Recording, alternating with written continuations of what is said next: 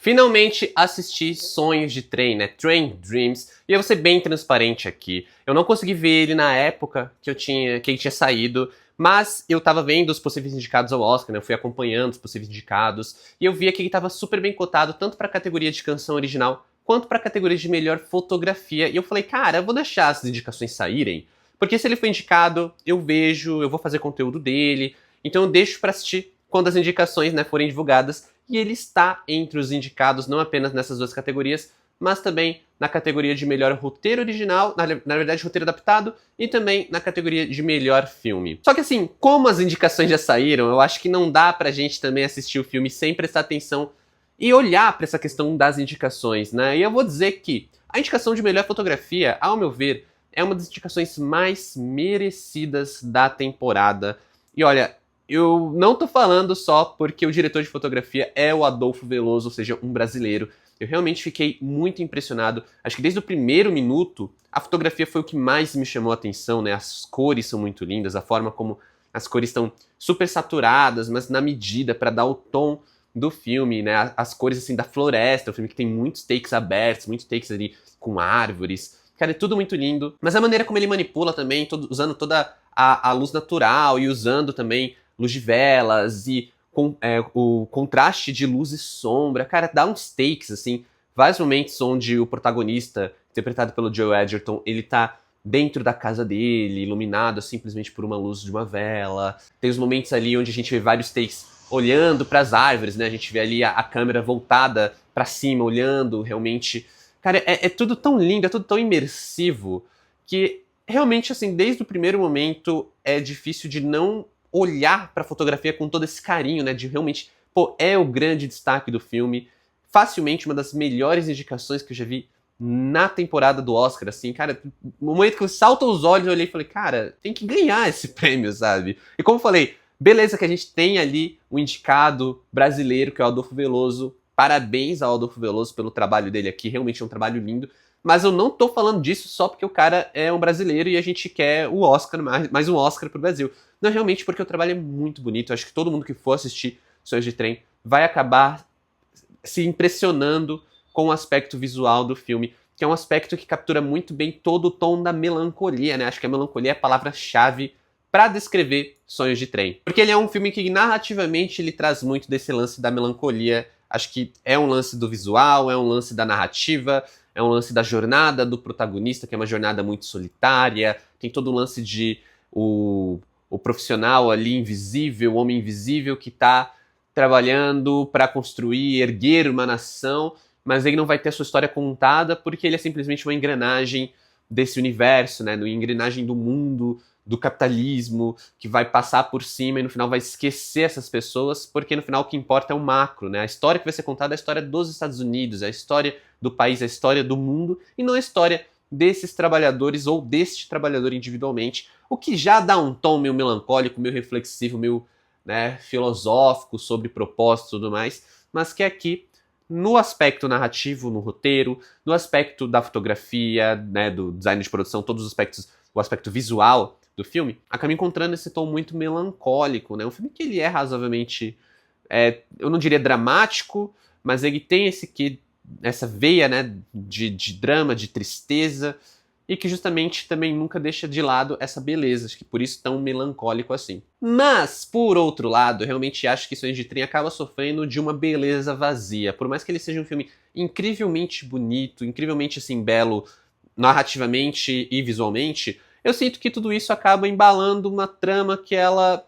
Não que ela não tenha nada a dizer, mas ela tem problemas de falar o que ela quer dizer, sabe? Eu sinto que é um filme bem vazio no geral. Ele tem uma história que eu acho interessante, ele tem uma história que ela é forte no seu discurso, mas que enquanto você está assistindo, é um filme que eu sinto que o Clint Bentley, que é o diretor do filme, ele acaba confundindo contemplação com tédio, né? Na tentativa de entregar uma obra contemplativa, ele acaba entregando algo muito tedioso, onde parece que nada realmente está acontecendo, e quando ele tenta forçar a barra para mostrar o que está acontecendo para o espectador, ele acaba trazendo ali um filme que ele está mais se apoiando em frases motivacionais de livro de aeroporto do que realmente contando uma história de impacto. E eu acho que isso acaba fazendo com que Sonhos de Trem soe muito fraco, soe muito vazio, soe muito assim, sem algo para sustentar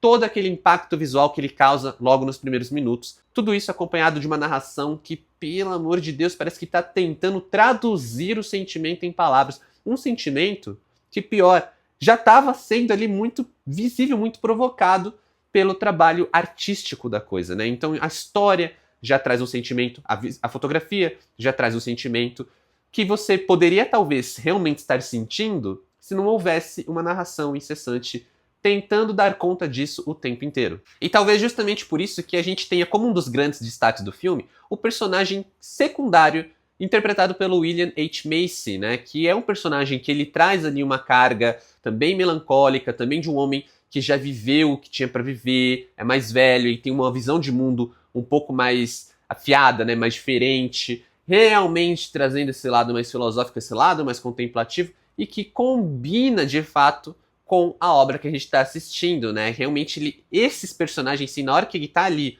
dentro da trama, falando o seu ponto de vista, pensando sobre a vida, refletindo sobre a jornada dele, isso sim combina com a obra e isso traz ali realmente um toque mais filosófico, sem parecer que é uma motivacional simples, sabe? Sem parecer que é aquele livro motivacional que a gente pega, folheia e joga pro lado, porque a gente sabe que não é sobre você trabalhar enquanto eles dormem. Então ele é um filme que realmente ele não consegue, de fato, surpreender. Sabe o que realmente surpreende? A sua curtida nesse vídeo e a sua inscrição, se você ainda não tiver inscrito. Aqui quem fala é o Adam, e eu vejo que muita gente que assiste meus vídeos ainda não está inscrita no canal, então você pode mudar isso se inscrevendo agora. Você vai passar mensagem pro YouTube que esse vídeo é tão bom que você não só deixou o like, mas se inscreveu no canal. E você vai estar fazendo parte dessa comunidade de fãs de cinema, né, que a gente está construindo aqui. A gente gosta de falar de cinema. Te convido também a já deixar um comentário sobre Train Dreams, qual que é a sua expectativa para o filme. Se você já assistiu, você gostou, você não gostou, comenta aqui embaixo que eu tô curioso para saber. E se você quiser me ver falando de outras coisas, séries que eu tô vendo, livros que eu tô lendo, quiser trocar aquela ideia simplesmente, vale me seguir nas outras redes sociais, @ tá aqui na tela e os links na descrição do vídeo. E bora aí continuar falando de Train Dreams, filme dirigido pelo Clint Bentley, que é um filme que, assim, por mais que eu tenha achado ele realmente interessante em vários aspectos, o que mais me pegou foi o marasmo da coisa. Em determinado momento eu me peguei pensando, cara, nossa, quanto tempo de filme eu tô assistindo aqui? E aí eu fui ver que já tinha passado da metade, né? E a sensação era de que realmente nada tinha se construído. Não é que nada tinha acontecido, mas que nada realmente tinha se construído narrativamente, né? Parecia que eu simplesmente estava vendo as coisas acontecerem sem nenhum significado aparente. É um filme que ele tenta ser contemplativo, vai para um lado mais tedioso. Eu acho que dá para ser as duas coisas. Train Dreams é um filme que é as duas coisas, né? Ao mesmo tempo que eu sinto que ele é tedioso, ele acaba também conseguindo ser um filme bem contemplativo em alguns momentos bem acertado, tá? Em alguns momentos ele consegue extrair algo mais emocional, mais forte, mas que no geral não é algo que realmente eu sinto que vá permanecer comigo depois do filme ter acabado. E daí talvez venha a relevância de falar sobre a fotografia desse filme, né? Por que a fotografia desse filme ela é realmente tão boa? Porque ela enquadra visualmente muito bem esse lado mais contemplativo, ainda quando tedioso, ainda quando vazio, né? É um filme que ele se sobressai muito mais pelo visual, um filme que se sobressai muito mais pelo lado desse enquadramento, né? Ele visualmente ele é muito bonito, as cores são muito bonitas, a fotografia é muito bonita. Isso acaba sendo memorável, diferente da narrativa, que você consegue lembrar talvez de duas cenas sim, mais importantes que vão definir qual que é a história de Train Dreams, né? Em vários momentos a gente vê que o filme parece estar caminhando para algo muito impactante, para algum discurso, para alguma reflexão muito forte, mas que são coisas que acabam ficando ali como algo mais passageiro, né? Uma coisa mais deixada de lado, como por exemplo o momento em que um dos trabalhadores ele sofre um ataque, né, ali, que pode ser baseado simplesmente num preconceito, pode ter sido baseado em algo que aconteceu anteriormente, mas isso fica ali numa coisa passageira, numa coisa que não tem nenhum impacto de fato para a narrativa do protagonista. O Joel Edgerton é um bom protagonista, eu acho que ele é um bom ator, que ele está aqui com esse lado mais contemplativo também, então é um personagem de poucas palavras, é um personagem que está ali muito mais pelo impacto emocional das coisas ao redor dele. É um personagem que eu acho que carrega muito bem a trama, mas eu sinto que também é um personagem que acaba ficando um pouco esquecível, um pouco menor do que ele deveria ser, justamente por tudo isso que eu tô falando. Como é uma trama que não tem tanto peso, não é uma trama que ela não tem tanto impacto emocional, a própria interpretação do protagonista perde muito disso. Novamente, quando o filme tenta estabelecer um vínculo emocional com a jornada dele, ou algo realmente mais impactante, que vá ser memorável, isso fica ali numa frase motivacional, sei lá, de Orkut, sabe? Frase que você vai encontrar nas redes sociais, pra quem é mais novo, pra quem não sabe o que é Orkut. Frases do tipo, não, o menor dos insetos é tão importante pra floresta quanto o maior dos rios. E tipo, tá, eu entendo o raciocínio por trás dessa frase, mas ela não me diz absolutamente nada, porque justamente ela não tem impacto emocional nenhum. Eu acho que é um filme que ele poderia abraçar um lado mais dramático, e poderia abraçar talvez até um lado mais melodramático aqui, só que ele tenta demais se esquivar disso, tenta demais ali racionalizar uma emoção através da narração que não para de falar em diversos momentos, e acaba também tentando muito segurar talvez nesse lado mais emocional, porque ele busca mais ser algo contemplativo, deixa o espectador contemplar essa visão da floresta e chegar ao próprio raciocínio. Só que quando você não realmente alimenta isso emocionalmente, nesse caso muito por causa da narração também, não tem como você chegar em lugar nenhum, e o resultado é você se deparar com um filme que ele é muito vazio. Ainda que ele tenha um belo final, né? As cenas finais ali são muito bonitas. Ali sim ele tenta dar esse levantamento um pouco mais da reflexão, dessa coisa mais bonita, mais filosófica.